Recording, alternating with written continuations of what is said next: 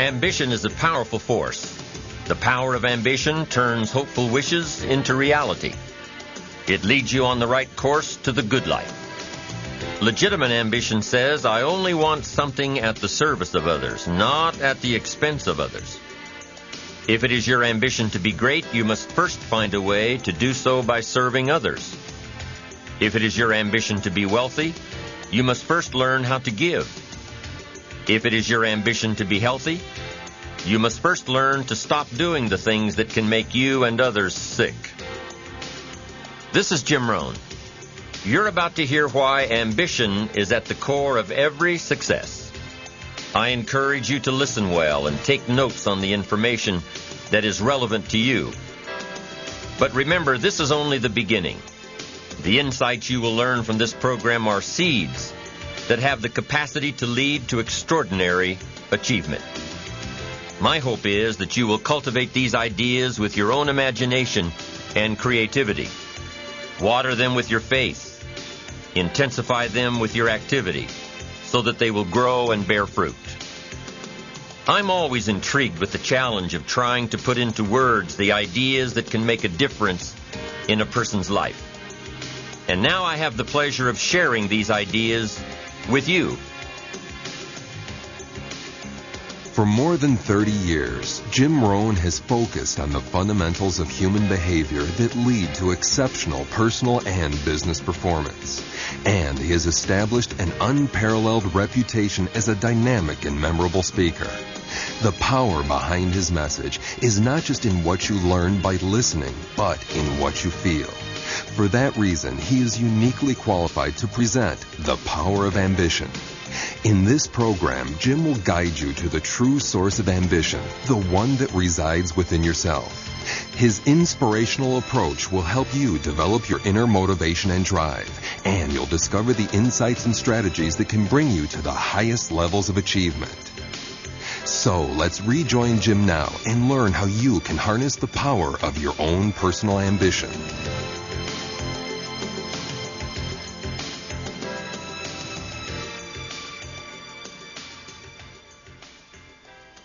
To a lot of people, ambition is kind of a mystery.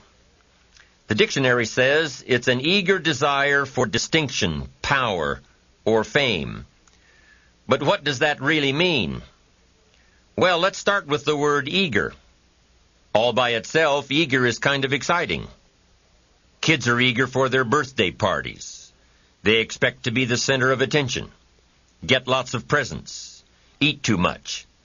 I guess grown-ups are eager for birthdays too. Unless, of course, they're embarrassed that the number of candles on the cake outnumber their achievements. But we can be eager to see a ball game, eager to see our kids in a dance recital, eager to see an old friend, eager to shop for a new car. Eager sounds like a lot of fun. But do you ever hear people say they are eager to live a better life, eager to have a better family, eager to make a lot of money? Probably not. And that's a problem. Because how I see it, living a better life, having a better family, and making a lot of money takes an eager desire. We have the remarkable ability to get exactly what we must have. But there is a difference between wishes and desires. We've all heard people say, "Oh, I wish I could just drop 5 pounds. I want to be a little lighter." And we've probably said it ourselves, especially after a big holiday dinner of turkey and homemade pie and every other thing we can possibly stuff ourselves with in one 8-hour period of time. And even though we may wish we could breathe a little easier in our clothing, we have to have the desire to exercise a little more and eat a little less. The "I wish I could lose weight" has to become "I have the eager desire to lose weight." I'm also sure you've heard people talk about wishing they had more money to pay the bills, or take a vacation, or just to take a little pressure off of life. But before their lifestyle can change, their wish needs to become a desire. If they really desired change, they wouldn't spend their evenings just watching TV and wishing they were doing something more. The backbone of an eager desire to change is discipline. True ambition is disciplined, eager desire. It's that little part within us that says, if I want to be ready for that meeting tomorrow, I need to finish preparing for it today. If I want to make sure I can pay for my kids' college education, I need to start saving today. If I want a better life tomorrow, I need to start working on it today. Ambition is a minute-by-minute, day-by-day mentality. To have the ambition to work towards a better family life, a newer car, a bigger house, a financially secure future, you have to live it every moment. If living a successful life was easy, I'm sure more people would be successful. If just being ambitious was enough, I'm sure all of the broke and perplexed people in the world wouldn't be broke and perplexed. While most people spend most of their lives struggling to earn a living, a much smaller number seem to have everything going their way. Instead of just earning a living, the smaller group is busily working at building and enjoying a fortune. Everything just seems to work out for them. And here sits the much larger group, wondering in awe on how life can be so unfair, complicated, and unjust. So what's the major difference between the little group with so much and the larger group with so little? Despite all the factors that affect our lives, like the kind of parents we have, the schools we attended, the part of the country we grew up in, none has as much potential power for doing good as the ability to dream. Dreams are a projection of the kind of life we want to lead. Dreams can drive you. Dreams can make you skip over obstacles. When we allow our dreams to pull us, they unleash a creative force that can overpower everything in our way. To unleash this power, though, your dreams must be well defined. A fuzzy future has little pull power. Well-defined dreams are not fuzzy. Wishes are fuzzy. To really achieve your dreams, to really have your future plans pull you, your dreams must be vivid. If you've ever hiked a 14,000-foot peak in the Rocky Mountains, one thought has surely come to mind. How did the settlers of this country do it? How did they get from the East Coast to the West Coast? By foot. Carrying one day's supply of food and water is hard enough. Can you imagine hauling all of your worldly goods with you, mile after mile, day after day, month after month? These people had dreams, big ones. They had ambition. They didn't focus on the hardship of getting up the mountain. In their minds, they were already on the other side. Their bodies just hadn't gotten them there yet. Despite all of their pains and struggles, births and deaths along the way, those who made it to the other side had a single vision: to reach the land of continuous sunshine and extraordinary wealth. To start over where anything was possible, where everything was possible. Their dreams were stronger than the obstacles in their way. You've got to be a dreamer. You've got to see the future finished in advance. You've got to see California while you're climbing 14,000-foot peaks. You've got to see the finish line while you're running the race. You've got to hear the cheers when you're in the middle of a monster project. And you've got to be willing to put yourself through to a country where you can start with little and end up with a lot. To America. Don't you sometimes wonder why so many immigrants who come to America can build a new life and a fortune while many of the people who were born here are barely surviving? They have a dream, a defined goal, ambition. Aside from the pioneers that crossed the prairies and the mountains to reach their vision of hope and future promises, there are other amazing examples of how ambition has shaped America.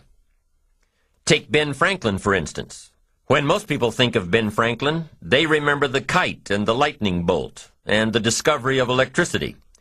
What a lot of people may not know is that Ben Franklin was one of the first writers to address self-making. When Franklin started Poor Richard's Almanac in 1732, he used the blank spaces between the crop data and the weather information to insert clever bits of moral and practical advice. I'm sure you've heard the saying, fish and company start to stink in 3 days. Well, that was one of hundreds of Ben Franklin's comments on life. Another was, diligence is the mother of good luck. You know, it's amazing how hard-working, smart-working people have all the luck. We sometimes hear of a brand-new musical group, an overnight success. They must have been in the right place at the right time, knew the right people, had a friend to help them out. But if you've ever watched an interview with some of these folks, you'll probably hear that their overnight success took several years. Diligence is the mother of good luck. Now, in addition to these witticisms, Ben Franklin gave us 3 principles of success and ambition that have withstood the test of time. Number 1, happiness doesn't come from big pieces of great success, but from small advantages hammered out day by day. What Mr. Franklin is saying here is that we must be happy with what we've got when we're in pursuit of what we want. Too often we say, oh, I'll be happy when I just get that promotion. I'll be happy when I just land that contract. I'll be happy when I just have more money. I'll be happy when I just. Just what? You won't be any happier when you reach your goals than you are right now. It just doesn't work that way. Abraham Lincoln said it best. He said, you'll be as happy as you make up your mind to be. Right now, whether you're on your way, whether you've already gotten there, you'll be as happy as you make up your mind to be now. Right now. Being happy on the way doesn't mean you can't aim for great things. After all, look at everything Franklin accomplished in his lifetime. It means that big achievements come one small advantage at a time. It means that you've got to enjoy the journey. It means that you must enjoy and take pride in your little accomplishments. It means enjoying who you are becoming in pursuit of your eager desire, every day, every single day. Ben Franklin's second principle said that life is plastic. Within each of us is the power to mold ourselves and mold our environment. It is up to each of us to begin this molding process with a final product in mind. And it is within our power to work it and form it every minute, every day, every month, every year. By using your mind and your abilities and your attitude to work a little each day on molding your life, you'll soon see how magnificent your power is to gain those small advantages each day, the little steps it takes to build up to success. Principle number 3, success is a pleasure. Success is a pleasure. If what you are doing today isn't satisfying, gratifying, guess what? You're really not successful. If you are not fulfilled with what you are doing today, you cannot possibly be successful. It doesn't matter how many worldly possessions you may have, how many cars, how many toys, how much money. If you're not happy with your life as it is, you cannot be successful. Now, I know that success is a relative term. It means different things to different people. To a school kid, success may mean a star on top of his latest test. To a homemaker, it probably means that she has a well-run household and a wonderful family. To an outside professional, it's most likely the thrill of closing a major contract, or the pride in accepting a performance bonus, or being named the top-producing salesperson. But the one thing you will hear from everyone who is successful is that they are happy with who they are and what they are doing. They are happy, content, satisfied. Success is a pleasure. What have you done today that makes this day successful? Think about it and write it down. If at the end of the day you can jot down the things that have made it a good day, you will soon see patterns forming. This really is a good habit to get into. When you can see a pattern of pleasure, you'll know you're on the road to success. So take note of Mr. Franklin's 3 principles of success and ambition. Number 1, big achievements come one small advantage at a time. One step at a time, one day at a time. Number 2, you have the power to mold your life, to make it whatever you want, to shape it and reshape it. And number 3, success is measured through pleasure. This is the key one. Success is measured through pleasure. You've got to be happy along the way. You've got to learn to give yourself a pat on the back. Good job, you need to tell yourself. I'm proud of me today. You've got to be happy. You've got to learn to enjoy the process. These are really common sense ideas.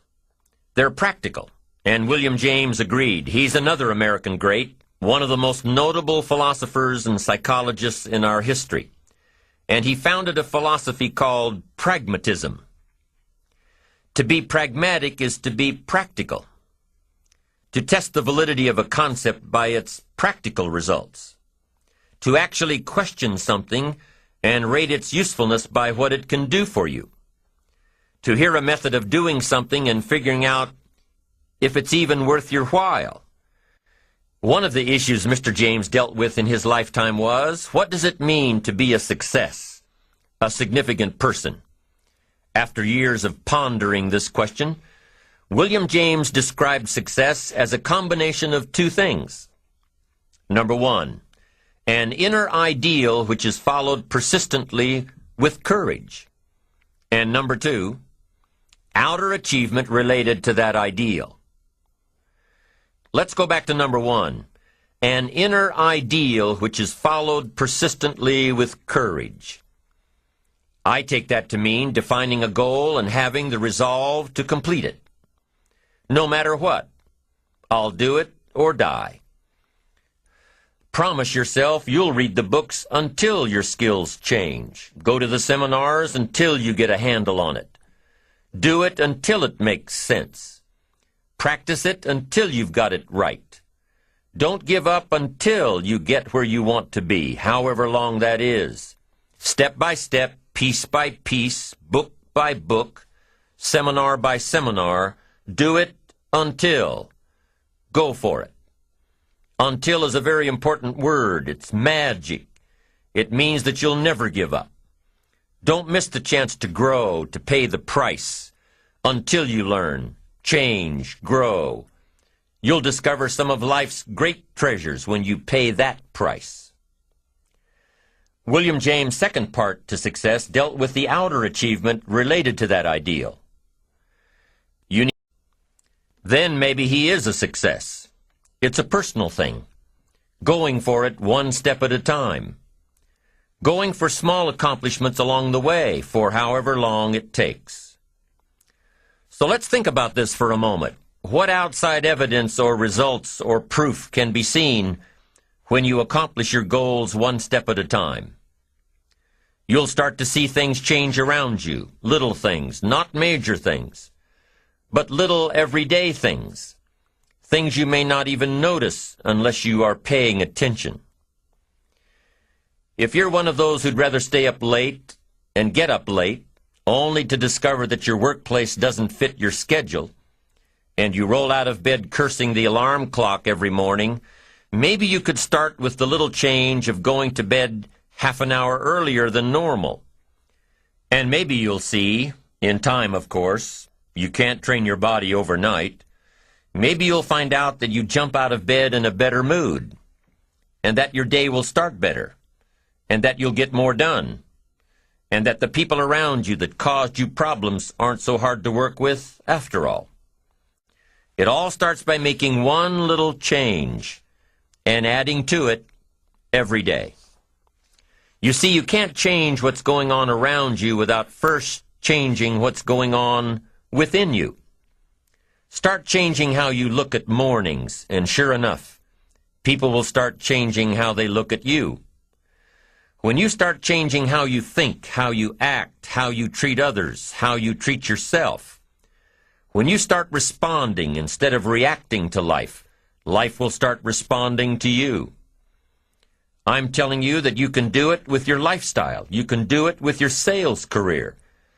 You can do it with your management career. You can do it with any part of your life. If you are looking for equities unmatched, don't curse the only thing you have: seed and soil, sunshine and rain, miracle and seasons. But start processing things like we're covering in this program, and change will take off for you. You cannot believe what can happen in such a short period of time. So you ask yourself, what small changes can I start making today? Well, you can start in your car on your way to work. If you're sitting on the highway, stop-and-go traffic, moving at about 15 miles per hour tops, look at the guy or the lady sitting next to you and give them a smile, or thumbs up, or even wave. Now, some people might think you're a little strange, but hey, you'll feel better. And tomorrow, when you get into the office, how about a big cheery hello to the people at the front desk, and everyone you see on the way to your office? And when you get home tonight, how about giving your wife or husband and kids big hugs instead of collapsing on the sofa? When you start with the little things that make others happy, improve their day, you'll find that these little things add up to big ones. So what happens when you start taking charge of your own personal happiness, your own life? Do you think that these little things will somehow make a difference in meeting your goals? You bet they will. You can't do it alone. You can't be successful by yourself. It's hard to find a rich hermit, you know. The ambitious person realizes that each of us needs all of us. You all by yourself may have finalized the company's marketing plan, or finished up the sales projections, or even wrote the mission statement for the year to come. Even if you did this all by yourself, you really had the help of all of those around you who tolerated and supported your need to be undisturbed, or provided service to you during the project. Maybe you should thank those people every once in a while with a dinner certificate, or a bouquet of flowers, or 18 holes of golf. Even a thank you note. Thank you notes are so important. After all, without your support team, you probably wouldn't be where you are today. You can't be successful by yourself. So thank them. Thank those around you, and let them know just how important they are to you. Be it your office personnel, or your family, or your friends, a thank you sure goes a long way. So, is it important to do a little extra for these people as you are working your way toward your goals? I think so. I'm sure you do too.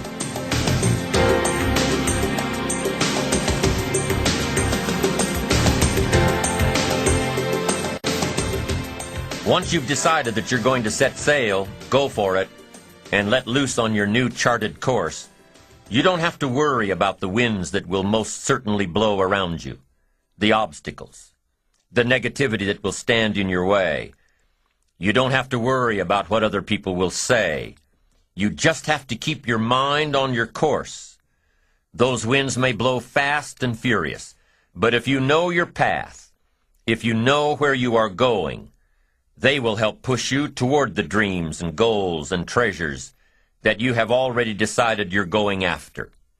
Your goals will push you forward, ahead of the stormy weather.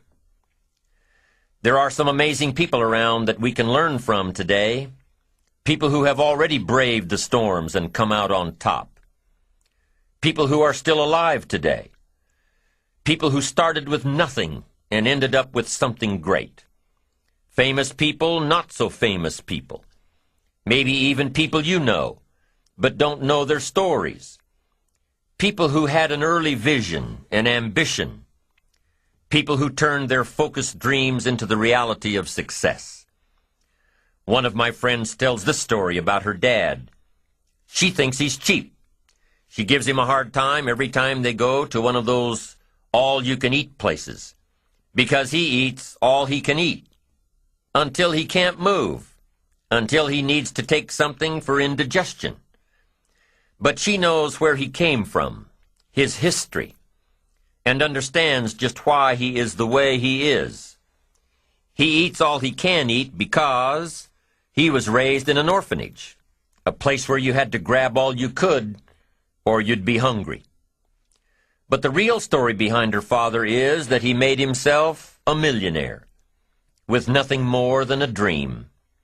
He watched his own father drown when he was 4, was taken away from his mother a few years later and put into an orphanage because he was so bad. Raised by other people, strangers. After growing up in foster homes, he decided to go out on his own. He barely finished high school, but he found a job as a vacuum cleaner salesman. He did well, really well.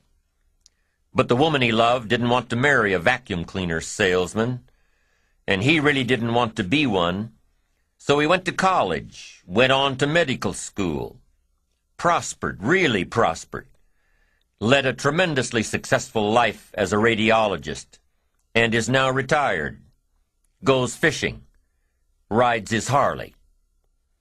Stories of success are all around us, everywhere. Take the time to talk to these people or read their stories. You might learn something. You might find out that they have already traveled the path you are now on.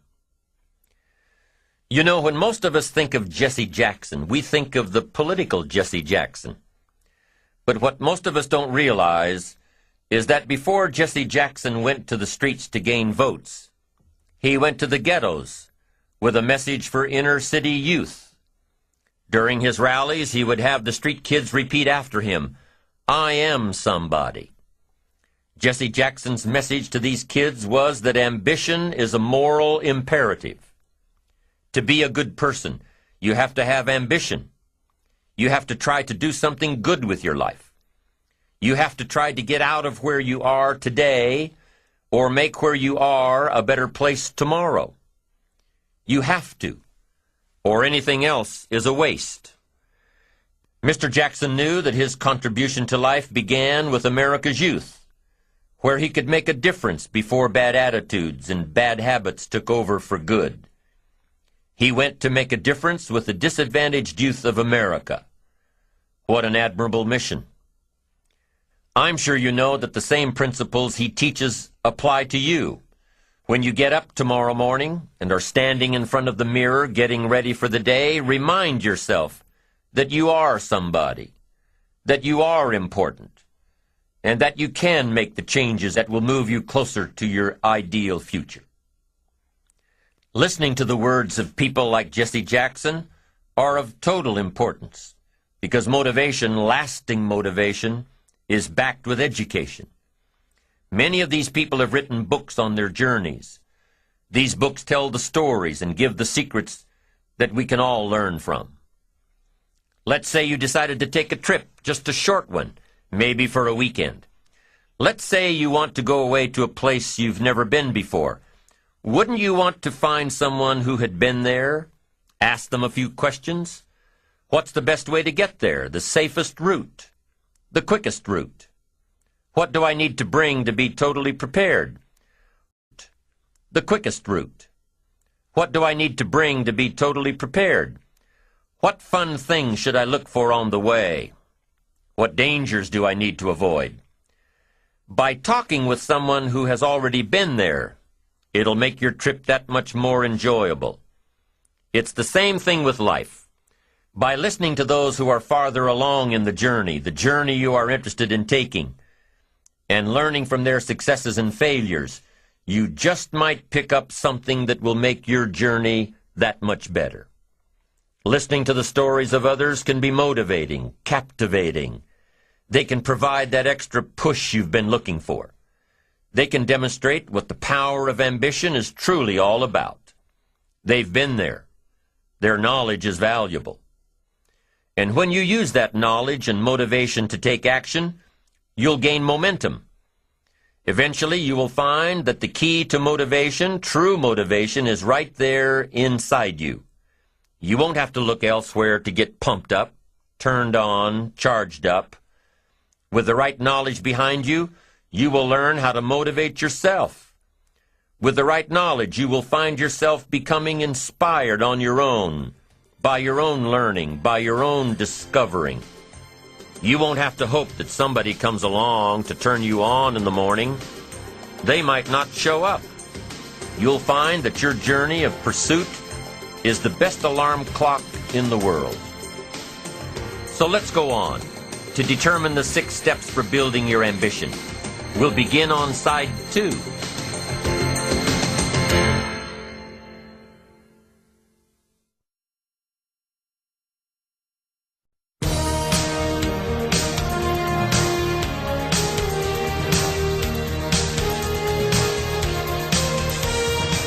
Joseph Epstein wrote a book called Ambition. In his book, Epstein defines ambition as the fuel of achievement. He says that everybody has a need for achievement, to do well, to get somewhere in life, to be better, to achieve. Achievement means moving forward, and in order to move forward, you must be motivated, inspired, ambitious. You must have dreams and goals that create ambition, good ambition, positive ambition.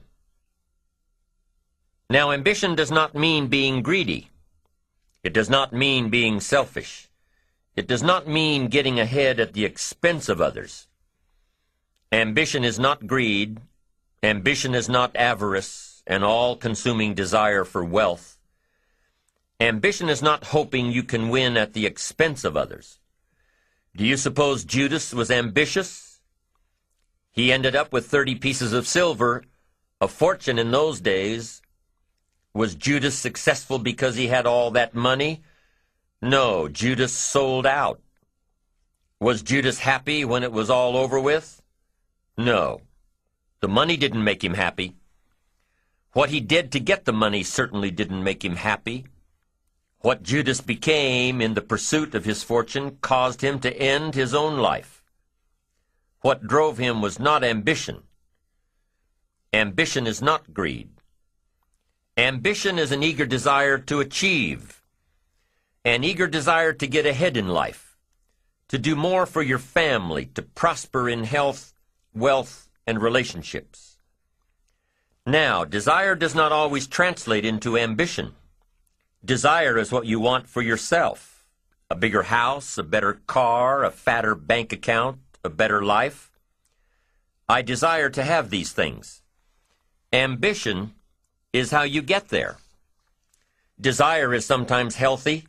Desire is sometimes unhealthy. Desire might say, I want the tallest building in town. The destructive side of desire might urge you to tear all of the other buildings down. I guess that's one way to do it. You might get away with tearing down the first one and maybe the second one. But in your desire to tear them all down, sooner or later, some guy is going to be standing out in front of his building saying, I'm on to you. Get out of here. And pretty soon you're no longer known as a builder. You're known as a destroyer. Now, the second way to have the tallest building in town is to see it, dream it, and plan it, and put your team on it, work on it. Go through all of the steps to get there. Do it right. Have the ambition to be the owner of the tallest building in town. And go through all of the right steps to get there. If you really want it, and have the skills to do it, and the patience to weather all of the storms, your ambition will lead you there. Having the ambition to do what it takes to get you where you want to go is good. Ambition is creative and constructive. Ambition is an expression. It's something inside of you want to express in a positive way. I'm sure you have dreams of accomplishing great things. Are you ambitious enough to realize these dreams? Are your dreams strong enough to pull you toward your future?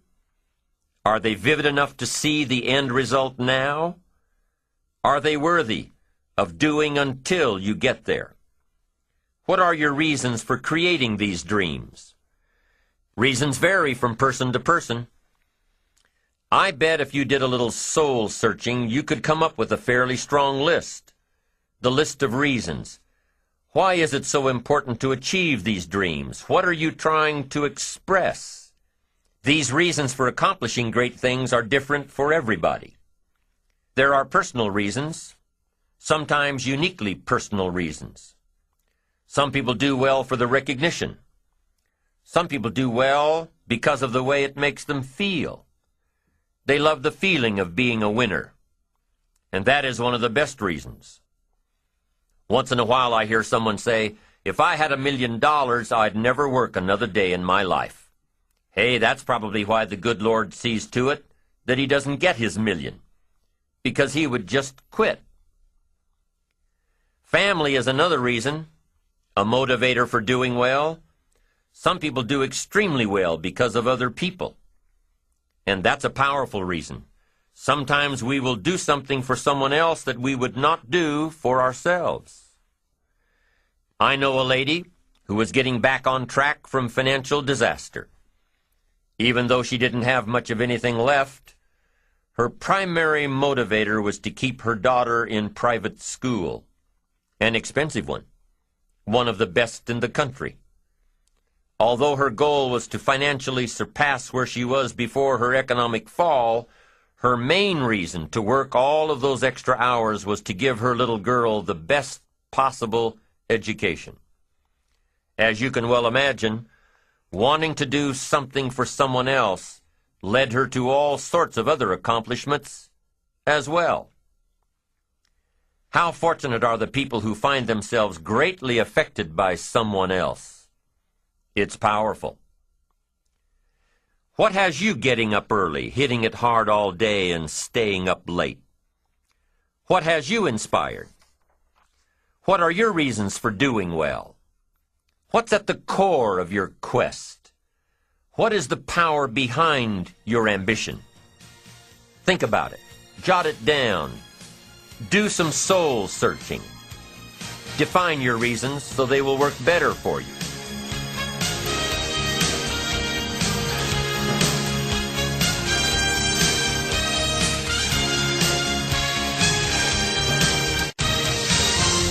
So now we have determined that it's in your best self-interest to be ambitious. Self-interest, self-preservation. As human beings, we can't help but be interested in our own self-preservation. We can't help but be self-interested. It's one of the strongest urges we have. Interested in our preservation, interested in our development, interested in our success. There's certainly nothing wrong with self-interest, but here's the clue. Self-interest must be enlightened as to what truly serves us best. When I found out that self-interest was okay, that was a big relief to me. Now, we're not talking about selfish. We're talking about self-interest. Self-interest needs to be educated, enlightened. Self-interest is willing to be benefited by service to others, not at the expense of others. Self-interest at the expense of others starts to be greed, evil, hoping you go up as someone goes down, hoping to attain while someone else loses. I win, you lose. We call that the beginnings of evil, the dark side of our nature, wishing to benefit at the expense of others. Someone else loses. I win, you lose. We call that the beginnings of evil, the dark side of our nature, wishing to benefit at the expense of others. Enlightened self-interest wishes to benefit at the service of others. A friend of mine tells this little story about a person she hears from about every 3 months or so. This guy calls to solicit money for food baskets for homeless families. She's happy to give her money to them. She was unfortunately homeless for a short period of time, and she knows the position these people are in. This group is legit. She checked them out. But after the second or third time this guy called, same guy, after the second or third time he called, she started talking to him about other stuff. Turns out this guy is broke, living in a hotel, looking for any construction job he can find. any job at all. But what's unique about this guy is that he donates 2 or 3 hours a night, every night, to call people and get money to feed the homeless. Every night, from his hotel room. Now, most people would say this guy should use those hours every night to work a second job or a third job. But while he's way down on the ladder of success, he feels it's important to help those less fortunate than he is. He has a roof over his head. He makes enough to feed himself. And my friend says that every time she talks to this guy, every 2 or 3 months, he's doing better. He's digging himself out of debt. He's starting to save money. He thinks he'll be able to move into an apartment in another month or 2. Now, recently an interesting thing happened. My friend was talking with an associate of hers. She's single, lives in a big house, needs to find a handyman to help her out on a regular basis, someone who can build an addition onto her house. So my friend told her about this guy. The only reason this guy ended up being hired was that my friend's associate was touched by his dedication to service, while he, himself, was down and out. Service. Success at the service of others. Now, this guy isn't rich by any stretch, but through my friend's network, he now has constant work, doing things around several people's houses. And now he's in a place of his own. And guess what he does every night? He's still making phone calls to get money to feed the homeless. What great character this man has. Enlightened self-interest leads to wealth. Self-preservation leads to poverty. Somebody says, well, I can't be concerned about other people. I have to pay attention to myself. Well, then you'll always have to. Somebody says I can't be concerned about other people's bills. I've got enough worries trying to pay my own. Well, then you'll have to worry about them for the rest of your life. The best way to get that monkey off your back is to turn your attention around. Once I understood some of this stuff, I'm telling you, it revolutionized my whole life. Now, self-interest is okay, yes. But here's what self-interest must be if you truly want to be happy. It must be enlightened. It says, don't keep your attention on yourself if you want your life to work out well. Turn your attention to others. In your own self-interest, be enlightened. Truly act in your own self-interest by making an investment in service to others.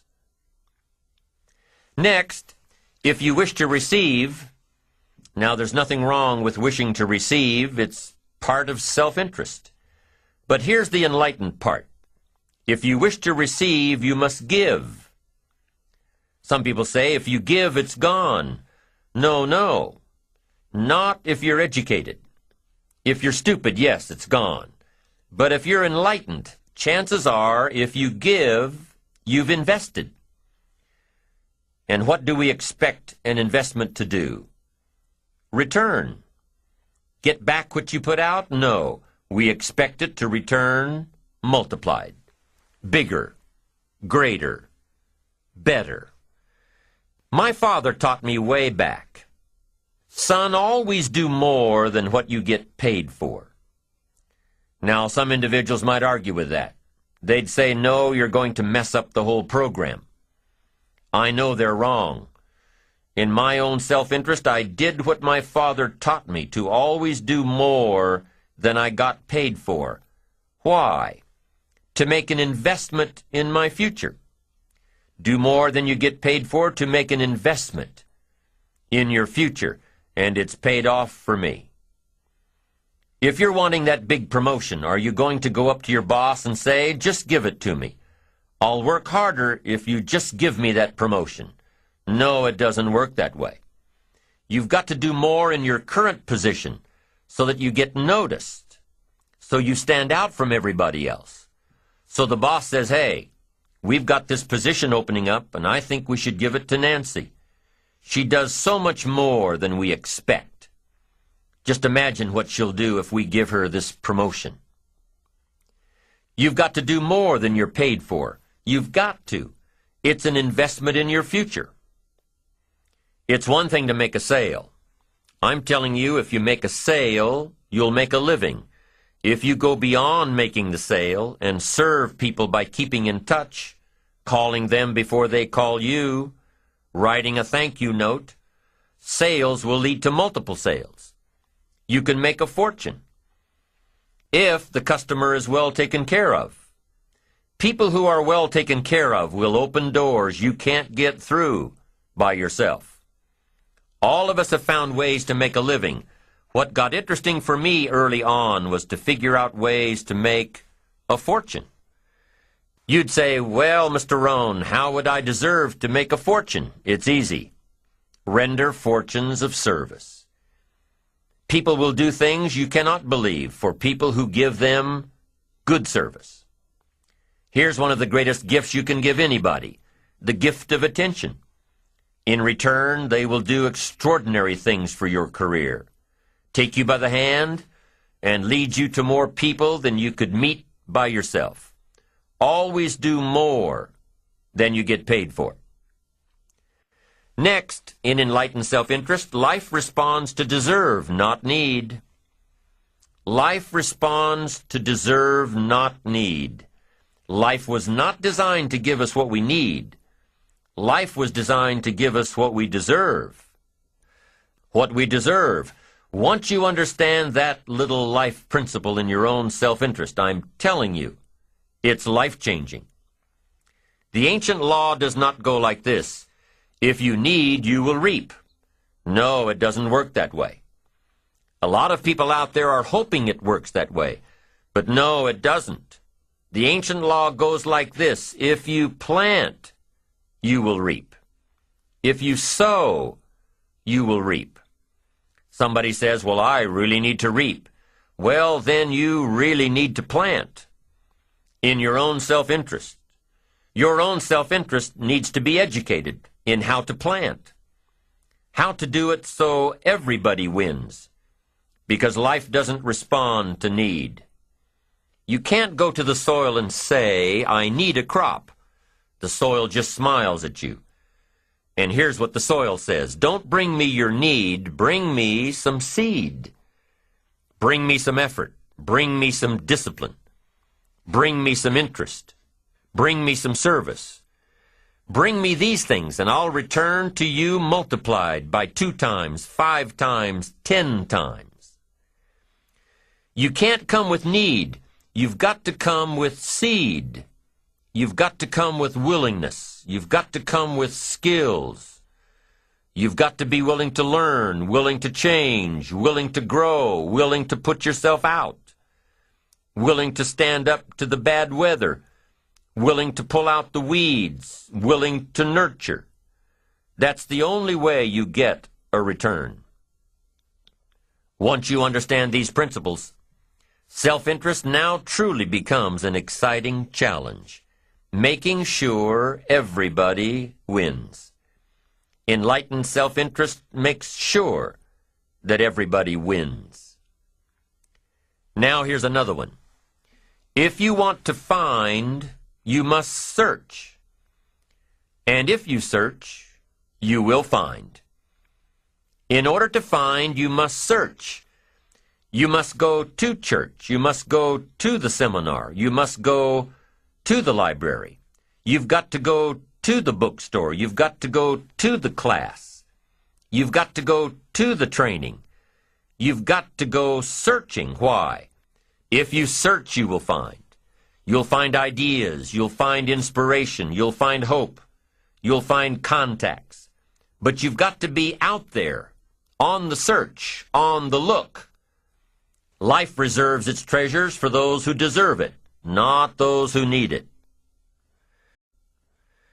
Enlightened self-interest, giving so that you will receive, searching so that you will find, making sure that everybody wins all the way around. Enlightened self-interest needs to be educated. Enlightened self-interest says, I will learn that life is not just the passing of time. I will learn that life is the collection of experiences, ups and downs, highs and lows, laughter and tears. You must decide to act. You must have the discipline to act. Now, here's what's important about discipline. One discipline affects another discipline. All disciplines affect each other. In fact, here's a good philosophical phrase. Everything affects everything else. Nothing stands alone. Don't be naive and say, this doesn't matter. Of course it matters. It all matters. Some things may matter more than others, but everything matters. If you'd rather sleep in than go for a walk around the neighborhood, pretty soon it will matter. If you'd rather spend your money instead of saving it, pretty soon it will matter. If you'd rather put off a letter to an old friend instead of corresponding regularly, pretty soon it will matter. If you'd rather work late every night instead of going home and spending time with your family, pretty soon it will matter. It all matters. Every letdown affects the rest. If you won't walk around the block, you probably won't eat right. And you probably won't buy the books. And you probably won't attend the seminars. And you probably won't spend your money wisely. And after years of this, it all adds up. So the key to reversing this process is to start picking up the disciplines. It does matter. It all matters. Now, here's the positive side. Every new discipline affects the rest. Every new discipline makes a difference. That's why action is so important. The smallest action, the least action, the action that you won't think will matter, it all matters. Take it. Because when you start accomplishing and the value starts to return, you'll find inspiration to do the next one and the next one and the next one. If you start walking around the block, it'll inspire you to start eating right. You start eating right, it'll inspire you to get a book. You get a book, and it'll inspire you to get a journal. You get a journal, and it'll inspire you to develop some skills. Disciplines affect each other. Lack affects the rest of your life. The key is to diminish the lack. One of our greatest temptations is to just ease up a bit, to do just a little bit less than you're capable of, to take a little break. Somebody says, it'll just affect my sales. No, it'll affect your consciousness. It'll affect your philosophies. It'll affect your home life. It'll affect everything. No, you can't ease up a bit. That's what vacations are for. When you're at work, work. When you're on vacation, rest. Wherever you are, be there. If you think about vacation when you're at work, you'll surely think about work when you're on vacation. You'll just mess it all up. So be disciplined. Get involved. Do all that it takes to get the job done. Get your health back. Get your bank account where it's supposed to be.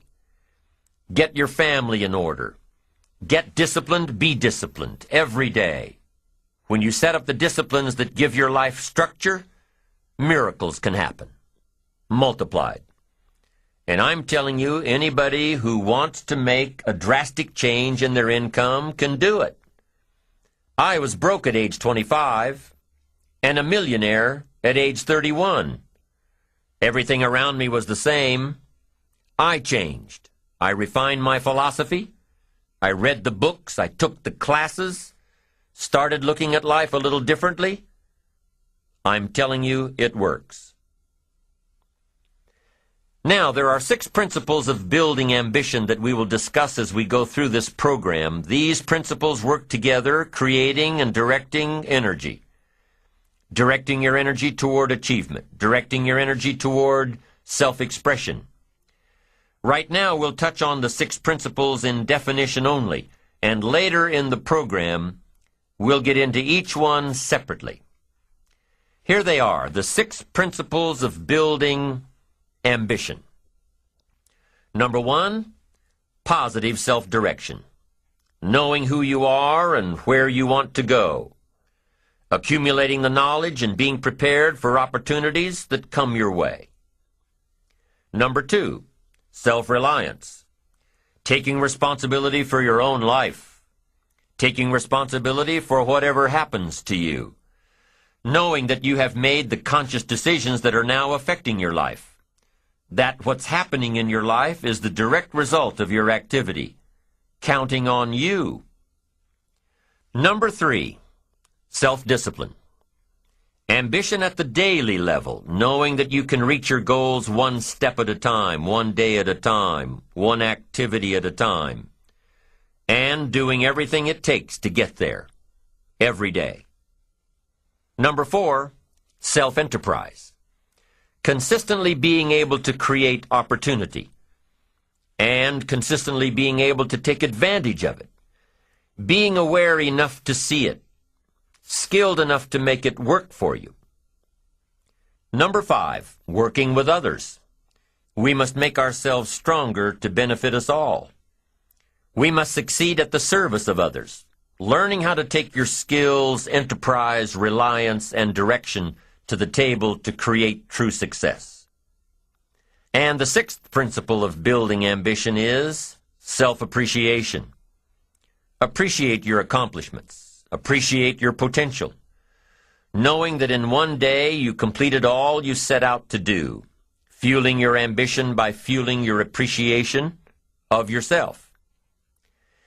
Each of these principles, when activated correctly, help to develop your ambition, your eager desire to get more out of life, to gain wealth, to gain prosperity, to have a better family, to build a better business. All of these principles work together in creating and directing energy toward achievement and self-expression. All of these 6 principles are required to build the 3 cornerstones of a truly ambitious person: focused concentration, resilience, and integrity. You'll know you have unlocked the power of ambition when these 3 qualities, the cornerstones, become words that best describe you. So when we continue, we'll get started with principle number 1, positive self-direction.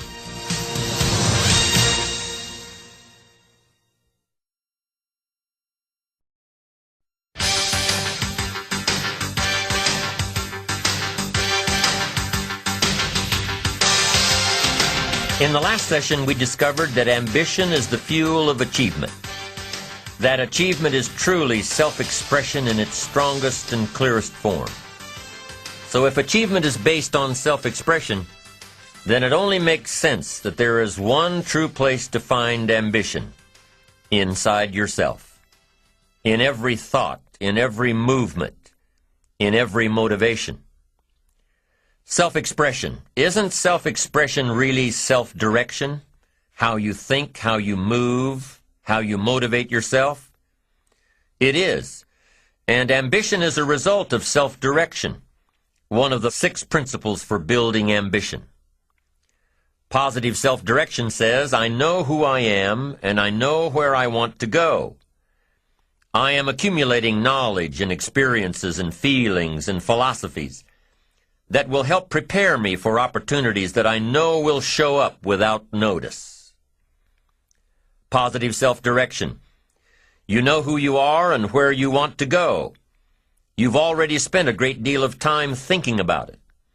You've been working on the parts of your personality that will make you better. Working on your attitude. Working on your health.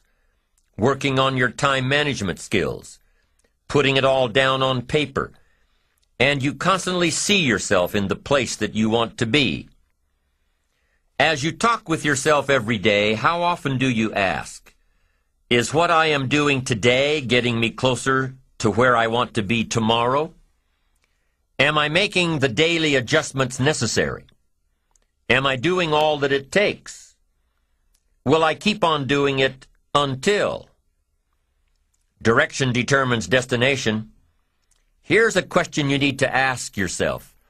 Are all of the disciplines that I'm currently engaged in taking me where I want to go?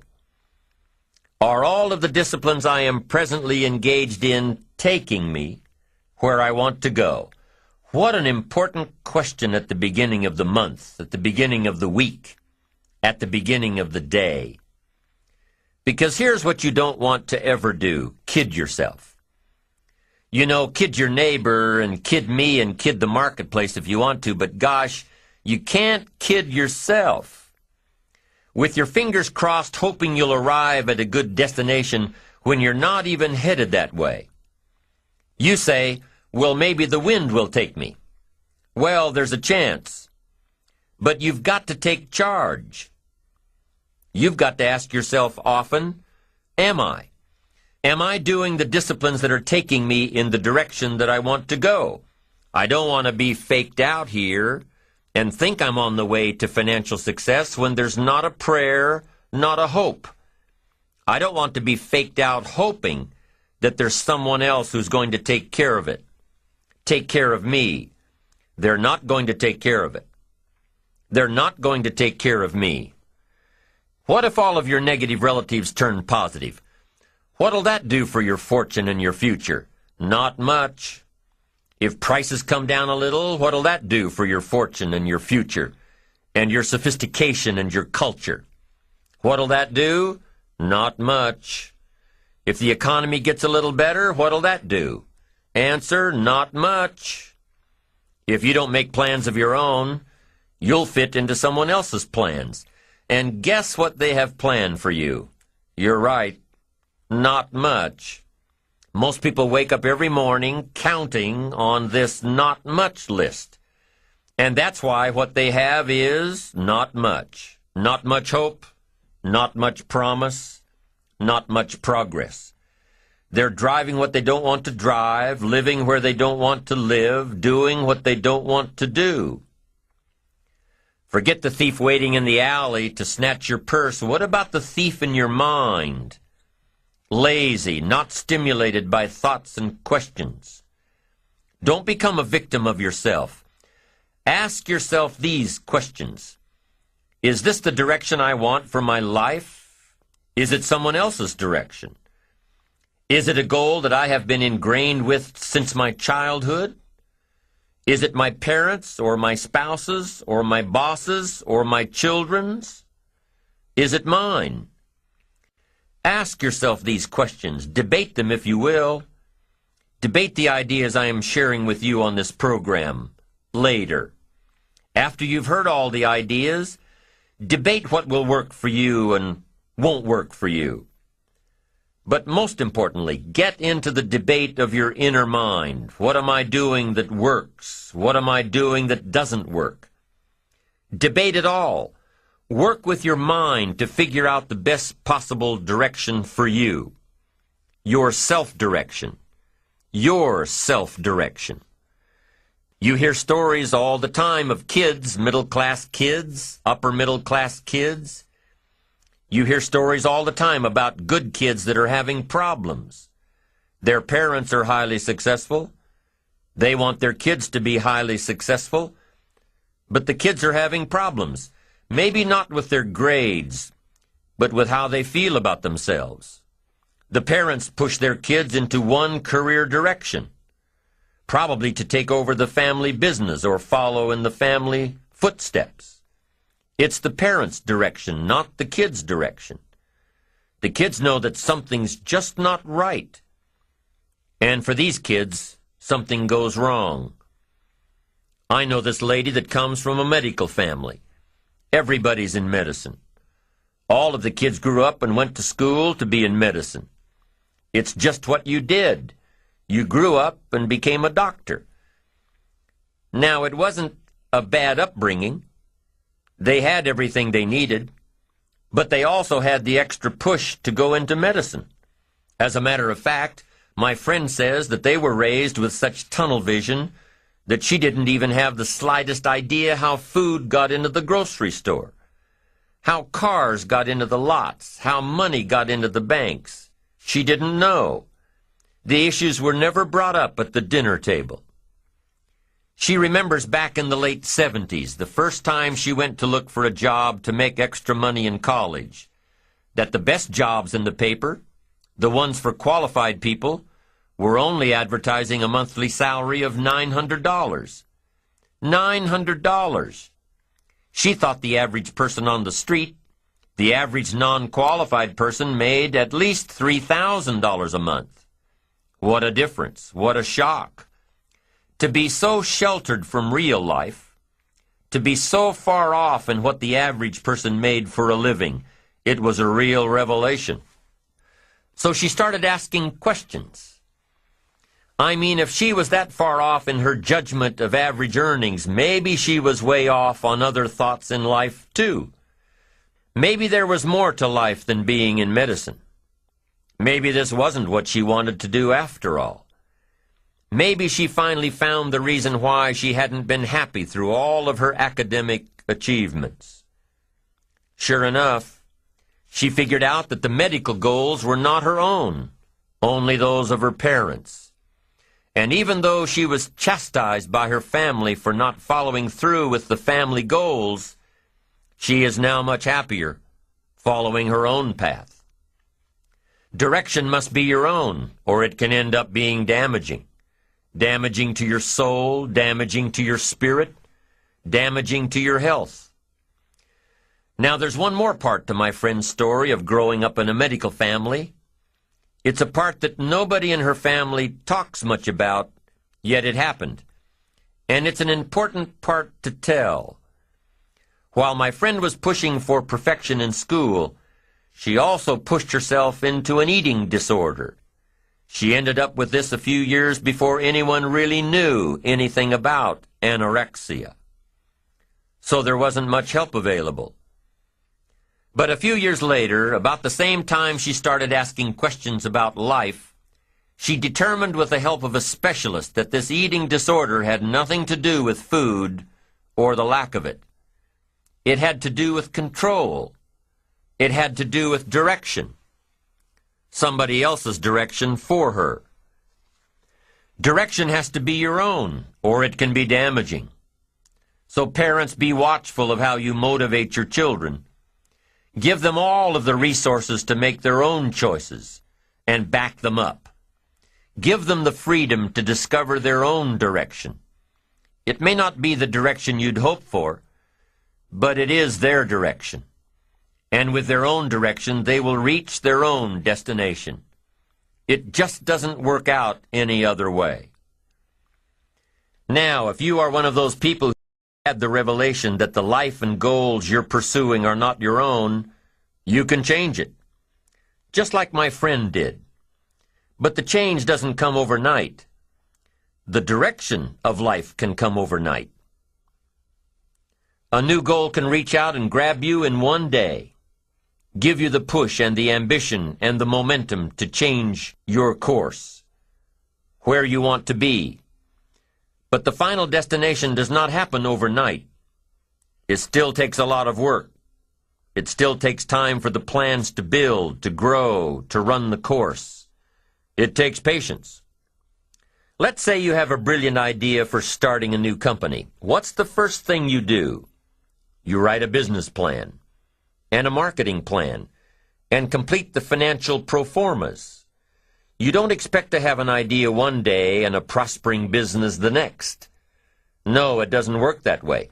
You've got to take all the right steps, give it care and nurturing and time. Lots of time for your investment to start reaping rewards.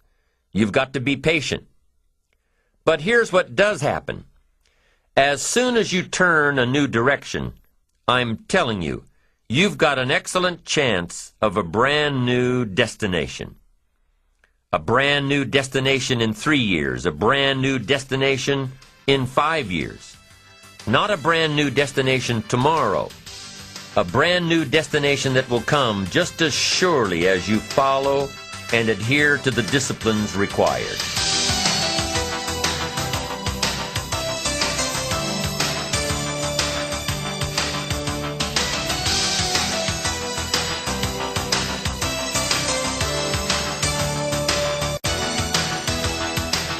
Now, there are 2 parts to self-direction, positive self-direction. Part 1, self-knowledge. Self-knowledge is knowing who you are and what you want to do with your life. Self-knowledge is knowing how you feel about yourself.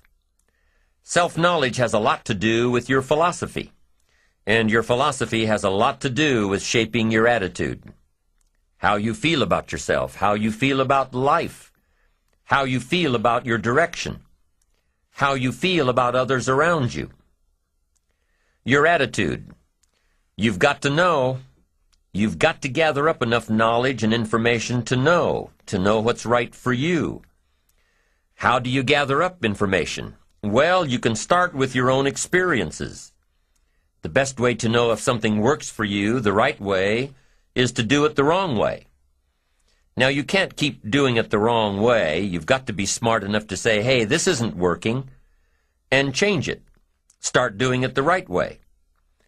Then search for the knowledge and apply what's right for you in your life. Develop your own attitudes and philosophies around your own experiences and the experiences of others. Take all of the information you have gathered and compile it, consider it, debate it, tear it apart, turn it upside down. Look at it from your own perspective and refine it to suit you. Rearrange it. Throw some of it out. Keep what you think will work for you. And most importantly, make sure that what you end up doing is the product of your own conclusion. Make sure that the knowledge that you are building is your own self-knowledge. The first component of positive self-direction, self-knowledge. The second component of positive self-direction is self-preparation. Self-preparation, being ready for the opportunities when they show up in your life. Being ready for the sales call that may make you a fortune. Being ready for the meeting that may positively affect your career. Being ready for it all, in expectation that it will come. Now, for those of you who are parents, when you found out that a new member of the family was going to come along in 9 months or so, what did you do? You started getting ready. You started reading the books on how to best handle a baby. You started buying everything you needed to care for the baby. You started asking advice from friends and relatives who've already had a baby or two.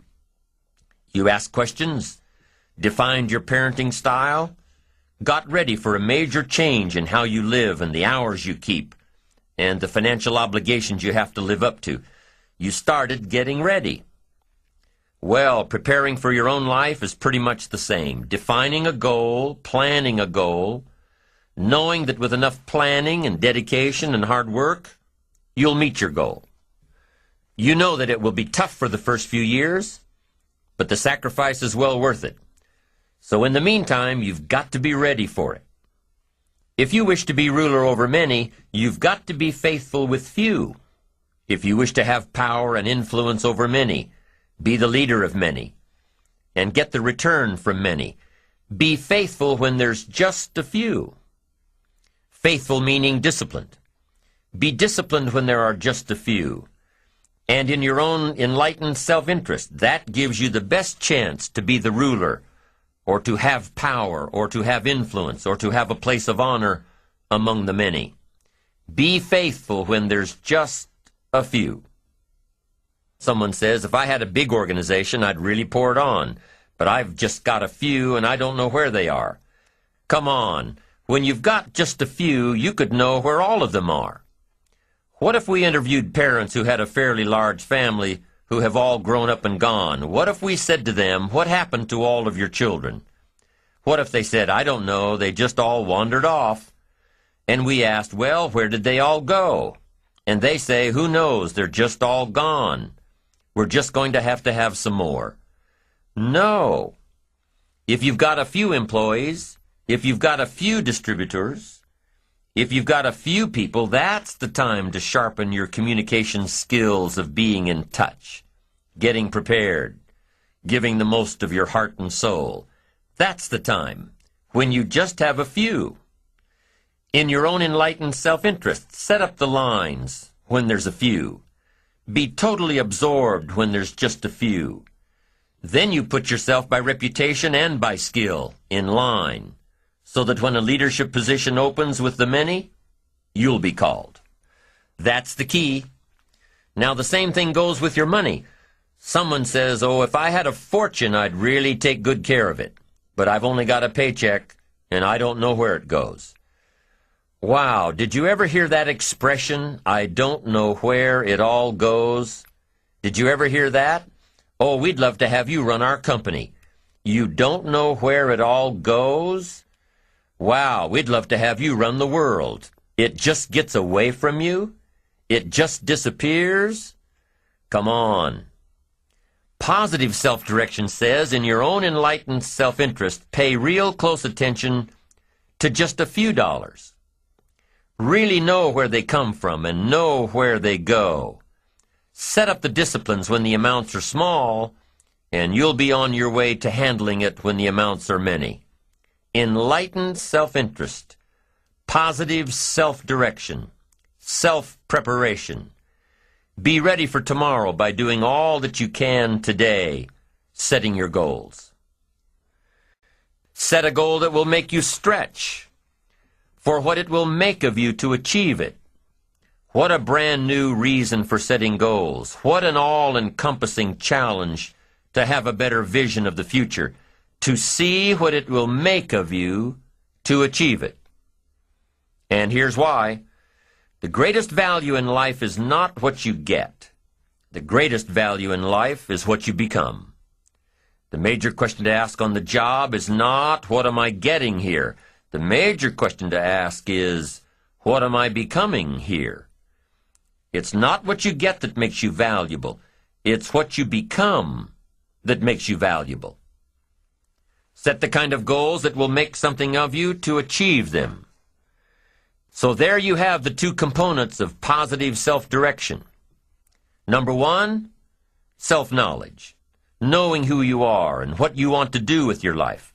And number two, self-preparation, getting ready for the opportunities before they come your way. You need both aspects for positive self-direction, figuring out who you are and what you want, and being prepared for the day you reach your goals, being ready, being worthy, becoming the person you need to be in pursuit of what you want. What good is an opportunity if you're not prepared to take advantage of it? It's no good. Won't do a thing for you. Be prepared. Now here's what's called the self-knowledge acid test. Quickly, without thinking too much about it, quickly list your 3 most important long-term work-related goals. Is it a client you've been trying to... Quickly, without thinking too much about it, quickly list your 3 most important long-term work-related goals. Is it a client you've been trying to sign for several months? Is it a major sale you've been trying to make? Is it a promotion? Is it a partnership in the firm? Quickly list your 3 most important long-term work-related goals. Achievements that you want to make. Achievements that will take a while to get. Write them down. Again, without thinking too much about it, quickly list your 3 most important personal and spiritual goals. Things that will make a difference in your personal life. Is it going to church more often than holidays? Grasping all you can from the Sunday sermon? Is it spending more quality time with your kids? Is it turning the TV off during the dinner hour and actually talking about the important things in life with your family? Is it making more dates with your spouse? Is it planning a much-needed family vacation? What is it? What are the important goals in your personal and spiritual life? Is one of them making a conscious effort to exercise more, to eat better, to lose some weight, to get in shape? What are the 3 most important personal and spiritual goals that you have? Write them down. Doesn't matter what they are, just write them down. Now, take some time to really visualize what the achievement of these goals would look like. What does your future hold for you if you landed that big client? What does your future look like if you got that promotion? If you spent more time with your family? If you planned more outings with your spouse? What does your future look like? Really spend some time on this now. It's important stuff. What does it all look like? Ask yourself, is this really my goal? Is this truly what I want? Is it a positive goal? Is it important enough to me to become what it takes to reach this goal? Is it mine? Is it worth it? If your 3 goals on the career side and 3 goals on the personal side don't stand up to these questions, you need to take some time to carefully redefine a few things. Redefine your list. Redefine where it is that these goals came from. Redefine what actually is important to you. Redefine how hard you'll really work to get them. Now, there are 2 parts to this goal setting and redefining process. There's 2 parts. Number 1, don't set your goals too low. An interesting thing that we teach in leadership, don't join an easy crowd. You won't grow. Go where the expectations are high. Go where the demands are high. Go where the pressure is on to perform, to grow, to change, to develop, to read, to study, to develop skills. Now here's the second part on setting goals. Number 1 is don't set your goals too low. Number 2 is don't compromise. Don't sell out. There were some things I went for back in those early years that I paid too big a price for. If I'd known back then how much it was going to cost me, I never would have gone for them. But I didn't know. Don't sell out. An ancient phrase says, count the cost. Count the cost if it won't make you happy to get it. If you become less in your pursuit of getting it, if it's not worth the life you'll lead after you get it, it's not worth it.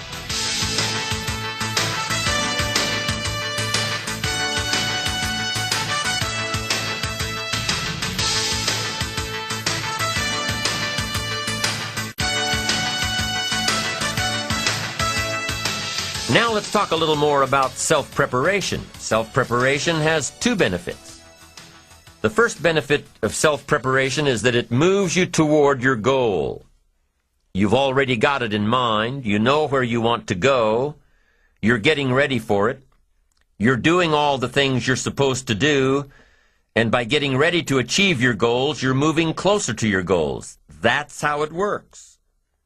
The second major benefit to self-preparation is that it refuels your ambition.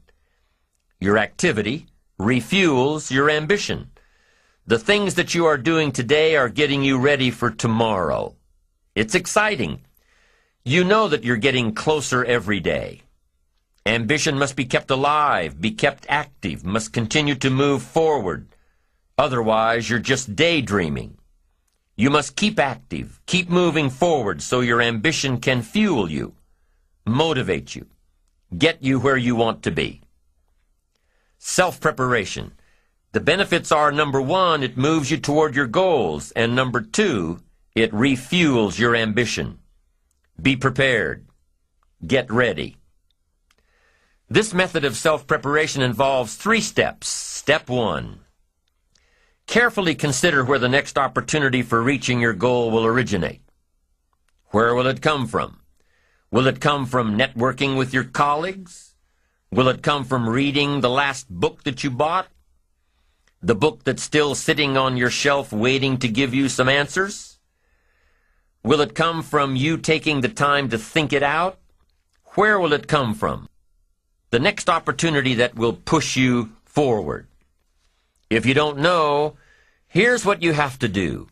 For each major goal of yours, the top priorities on your list, for each of these, take out a separate piece of paper, 1 single sheet per major goal, write down your goal at the top, and start listing all reasonable resources.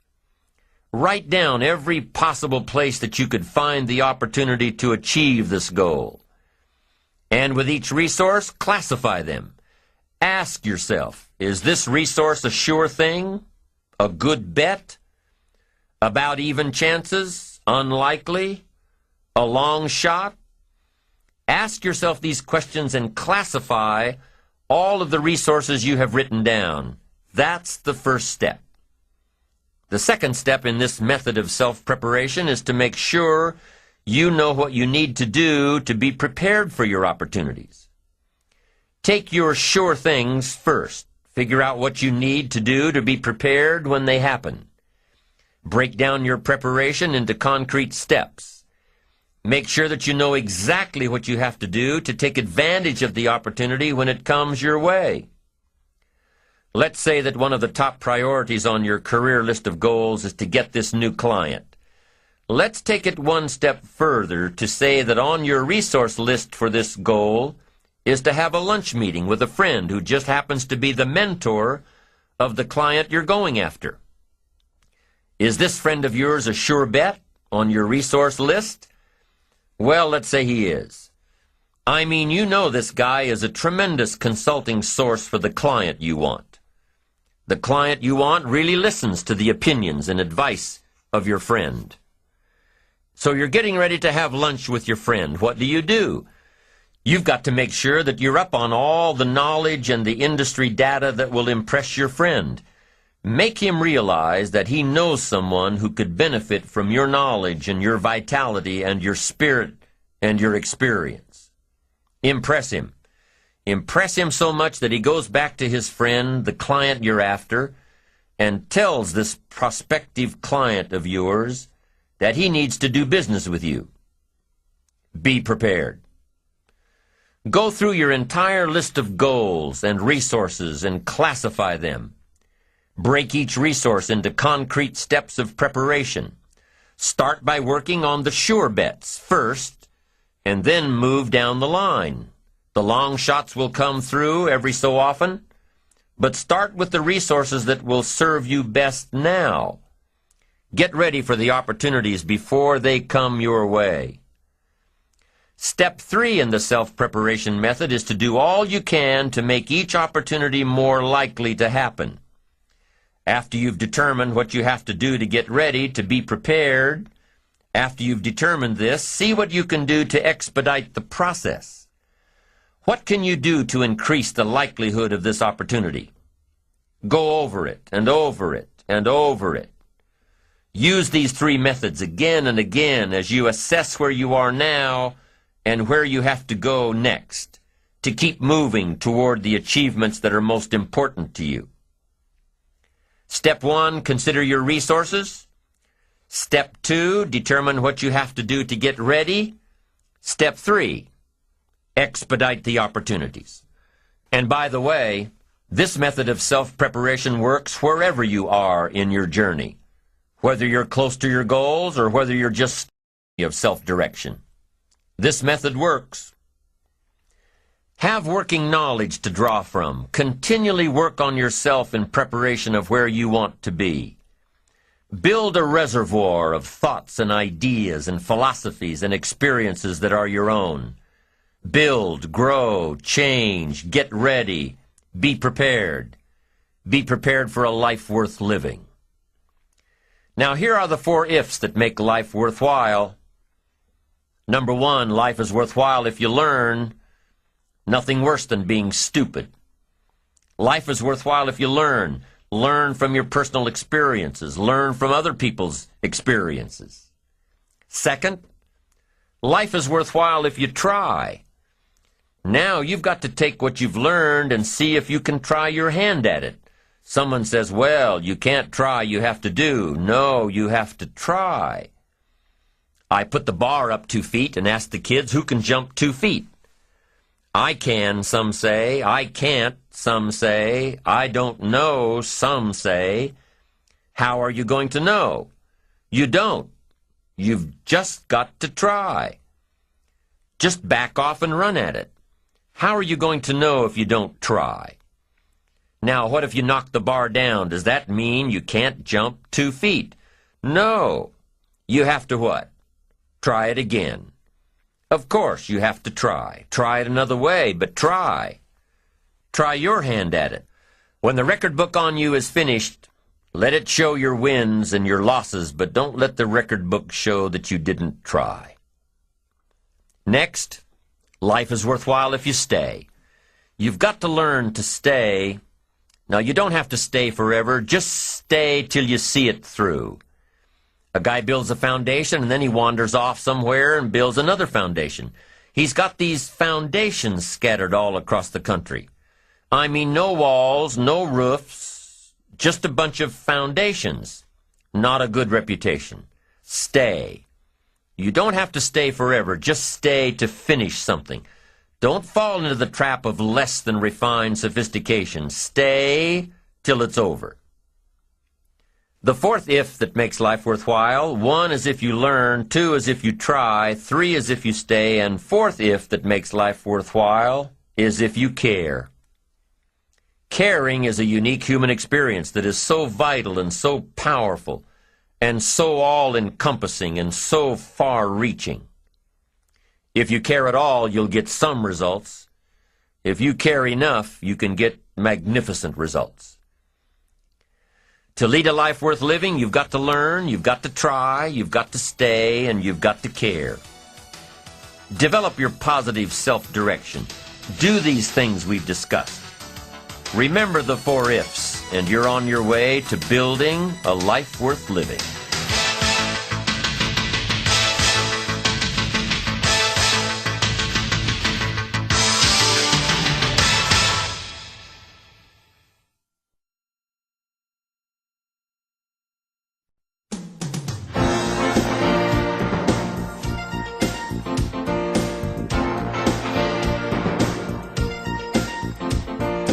The second principle of building ambition is self-reliance.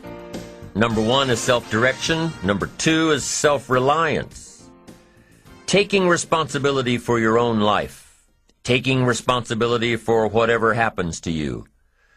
Knowing that you have consciously made the decisions that are now affecting you. Knowing that what is happening now, today, is the direct result of your activity, what you did yesterday. Self-reliance is basically counting on yourself. Now, being self-reliant doesn't mean you can't work with others or trust others. Self-reliance means counting on yourself, trusting yourself, being confident with yourself, being responsible to yourself, trusting your own instincts, trusting the conclusions that you have developed from your study of experiences and philosophies.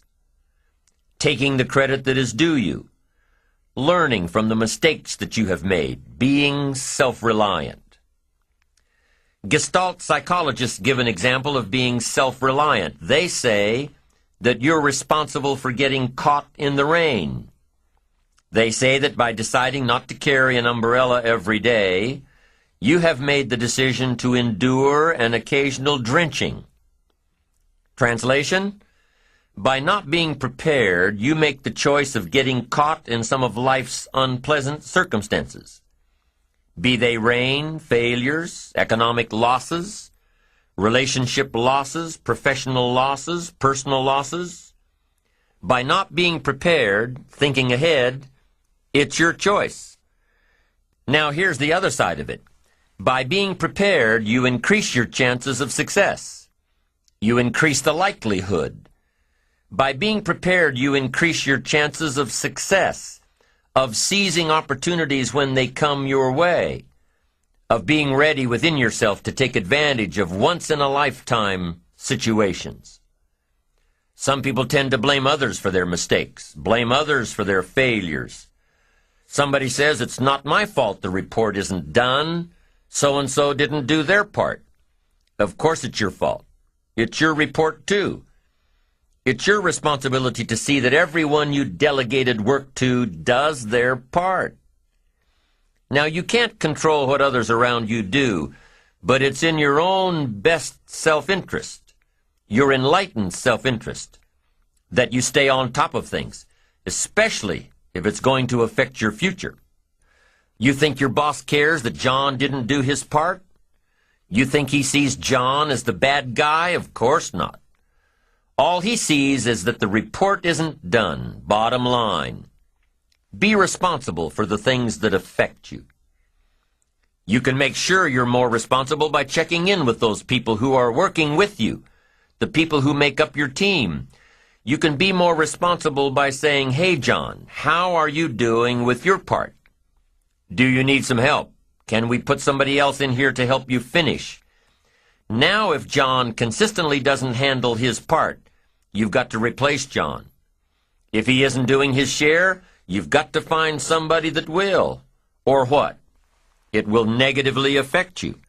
You can't wake up in the morning that the project is due hoping and wishing that John has done his part. No, you've got to be responsible because it's going to affect your career too.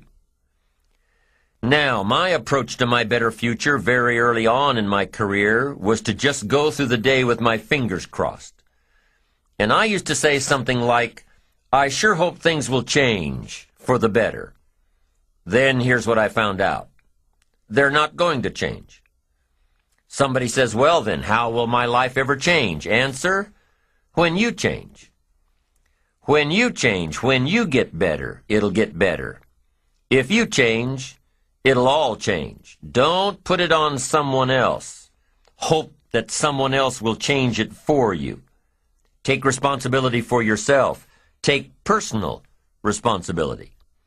You can't change the circumstances or the seasons or the wind, but you can change your reading habits. You can change whether or not you go for the skills, burn the midnight oil, turn yourself around, multiply your value by 2, 3, 5, 10. That you've got charge of. That you have control of.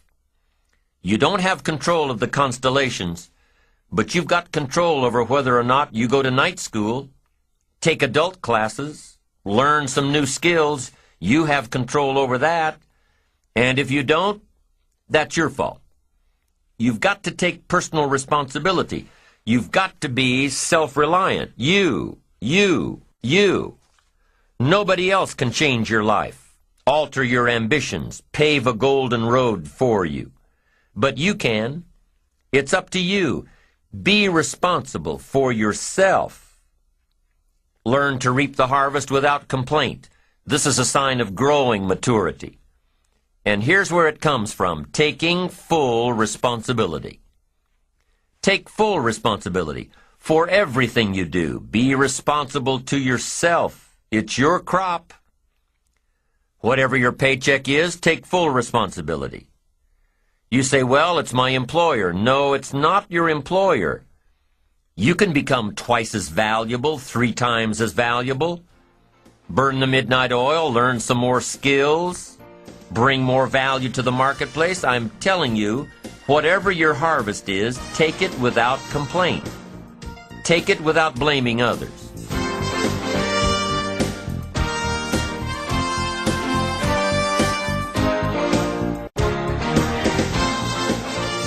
Self-preparation leads to control over your life. We discussed this in the last session. Whenever you prepare correctly,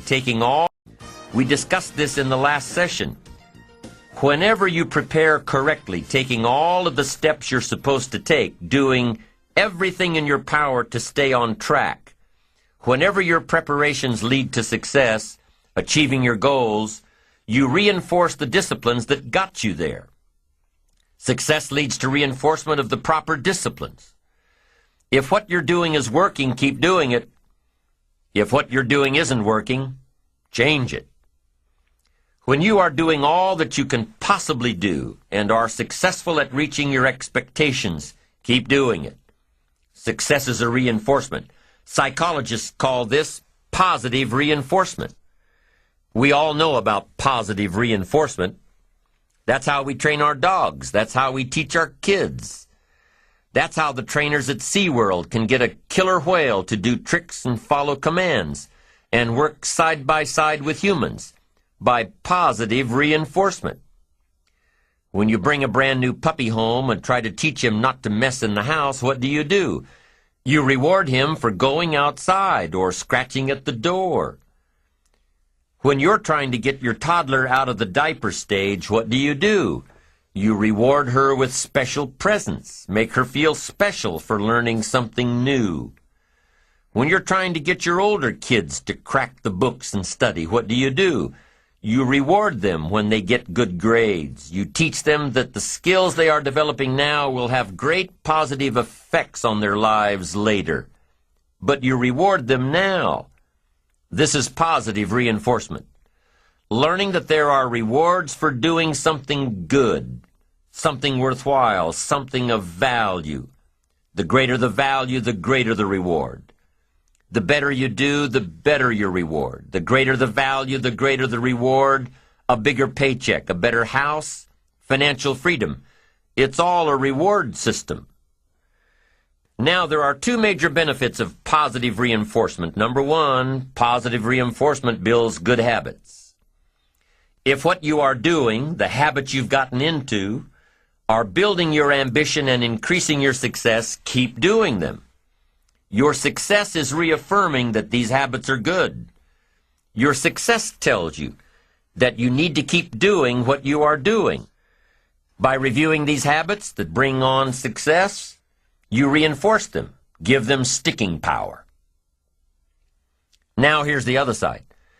By reviewing your habits, what you do every day, by reviewing your habits, you may find out that some of them are inhibiting your success. You may find out that what you're doing every day is bad for you, or you may realize that you've gotten out of some very good habits. Somebody says, well, I've just gotten out of the habit of taking my daily walk around the block. Well, I guess you'll just have to get in the habit of being sick down the road. Somebody says, well, I used to read the books all the time. I've just gotten out of the habit. Then change it. Go back into your disciplines. If you've just gotten out of the habit, just get back into the habit. It's called discipline.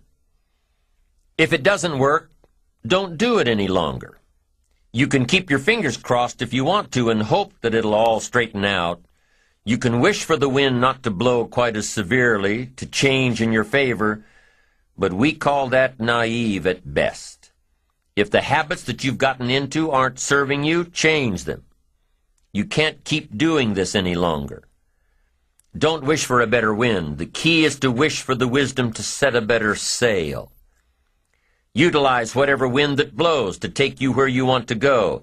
That is the philosophy I picked up at age 25, and it revolutionized my whole life. And here's what I found. I found it was easy. I became a millionaire when I was 31, and I found it was easy. Now here's my definition of easy. It was something I could do. I figure if it's something you can do, it's easy. But here's a little parenthesis. I worked hard at it. I made sure my disciplines were in line. I made sure my habits were good.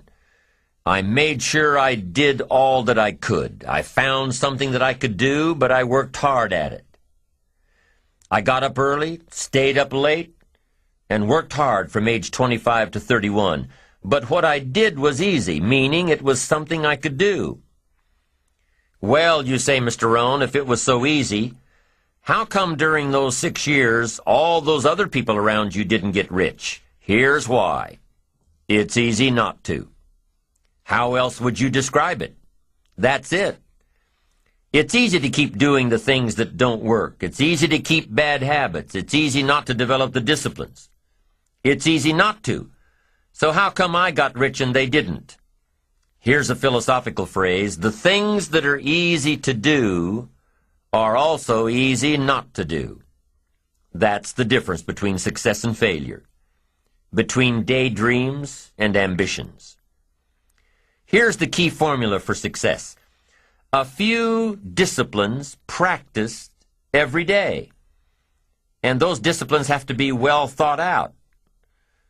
What should you spend your time doing? Don't waste your time on things that aren't going to matter. But a few simple disciplines can change your whole economic future. Future with your family, future with your business, future with your enterprise, your sales career, your management career. A few simple disciplines. A few simple habits. Good habits. Repeated every day. Now here's the formula for failure. Errors in judgment, repeated every day. All you've got to do is to have a few errors in your judgment and repeat them every day. I'm telling you, they'll spin out of control in 10 years. You'll end up driving what you don't want to drive, wearing what you don't want to wear, living where you don't want to live, earning what you don't want to earn. A few errors every day bad habits every day, it's disastrous. Now here's why it's easy to repeat an error in judgment. Because failure doesn't fall at the end of the first day. Bad habits don't show their horrible results at the end of the first day, or the first week, or the first month. It's easy to get faked out. If disaster fell on us at the end of the first week, we'd change our philosophy. But it's so subtle. Errors in judgment, bad habits. They're so subtle. They get you a little off course, a little off course, a little off course. You keep drifting off course, and all of a sudden you're caught. So you've got the choice right now of one of two easies, easy to do or easy not to do. I can give you in one sentence how I got rich by the time I was 31. I did not neglect to do the easy things I could do for 6 years. I did not neglect. That's the key. I found something easy I could do that led to fortune, and I did not neglect to do it. The major reason for not having more of what you want in America, more health, more money, more power, more influence, more everything, the major reason is simple neglect. Neglect. And if you don't take care of neglect, it becomes an infection, and then it becomes a disease. So if you're in the habit of not doing it, doing all it takes to get ahead, get it. Your successes fuel your ambition. Your successes give you extra energy. Your successes pave the way for more successes. It's the snowball effect. With one success, you're excited to meet another, and another, and another. And pretty soon, the disciplines that were so difficult in the beginning, the disciplines that got you going, are now part of your philosophy. How do you know when you're successful? Do you have to be a millionaire? No. All we ask of you is that you earn all you possibly can. If you earn $10,000 a year and that's the best you can do, that's enough. God and everything else will see to it that you're okay. The key is to just do the best you can. If it's $10,000 a year, wonderful. If it's $100,000 a year, wonderful. If it's $1 million a year, wonderful. It doesn't matter $10,000 a year or $1 million a year. It doesn't matter as long as you've done the best you possibly can. Earn the most you possibly can. Be the most you possibly can. And here's why. The essence of life is growth. The essence of life is growth, to do the best you can. And here's what's interesting. Humans are the only life form that will do less than they possibly can. Humans are the only life form that will settle for less. Every other life form except human beings strive to its maximum capacity. How tall will a tree grow? Approximately. As tall as it possibly can. You never heard of a tree growing half as high as it could. No, trees don't grow half. Trees send their roots down as deep as possible, stretch their limbs up as high as possible, produce every leaf possible and every fruit possible. As a matter of fact, you never heard of a human physically growing half. We keep growing until we're done. Now that's a part of life we can't control. It's genetically coded. And that's probably why we keep growing till we're done. Because we can't control that part. It's the rest of our growing that we control. The growing of our minds, the expansion of our minds, that we can control. And that's what tends to get away from us. All life forms inherently strive to their max except human beings. Now, why wouldn't human beings strive to their maximum possibility? Here's why. Because we've been given the dignity of choice. It makes us different than alligators and trees and birds. The dignity of choice makes us different than all other life forms. And here's the choice. To become part of what we could be, enough to get by, or to become all that we can be. My best advice for you is to choose the all. Earn all you can, make all the friends you can, read as many books as you can, develop as many skills as you can, see as much as possible, do as much as possible, make as much fortune as possible, give as much of it away as possible. The max. There's no life like it. I'm telling you, once I got on track, I've never looked back. Pick up the challenge. Go for it.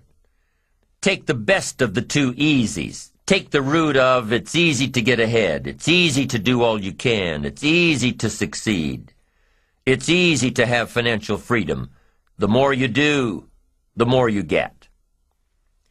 So the two primary benefits of positive reinforcement are, number one, to build good habits, and number two, to create more energy to fuel your ambitions, your desires, your achievements.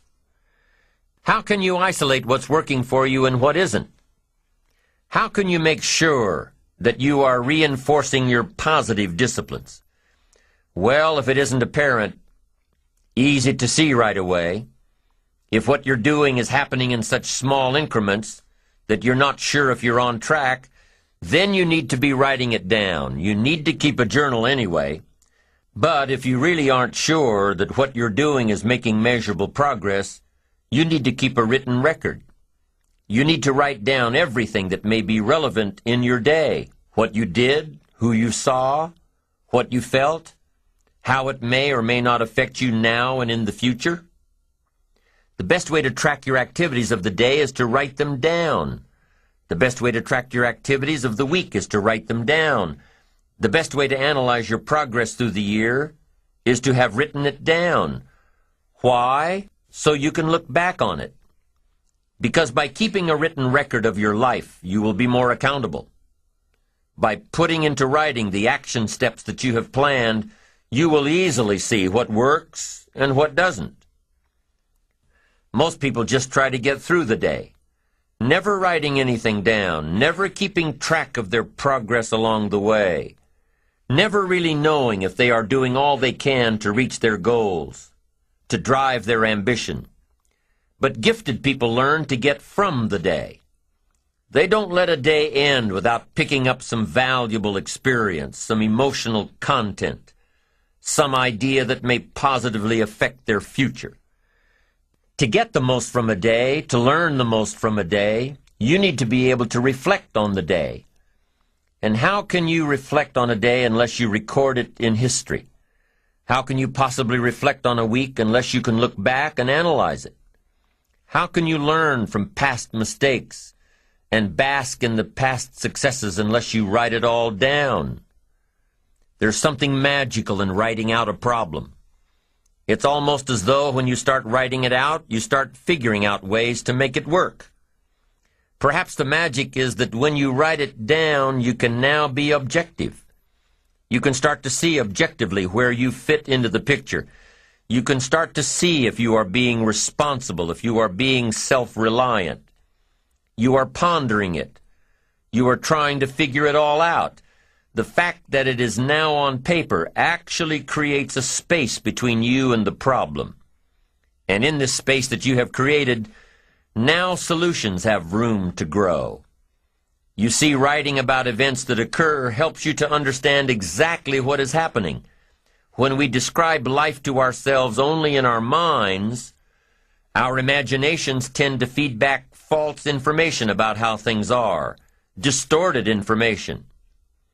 Sometimes our creativity can create scenarios that really don't exist at all, if we keep the information just in our mind. But by writing it all down, we now can become more factual, more accurate, more realistic, more logical. And then as we reread what we have written, we create a new picture in our mind. And once we see things as they are rather than how we think they are, we can see our way to make them better. It's all part of being responsible. It's all part of seeing things objectively in order to fully understand the steps that we must take to make things better. The steps we must take to better prepare ourselves for the opportunities that lie ahead.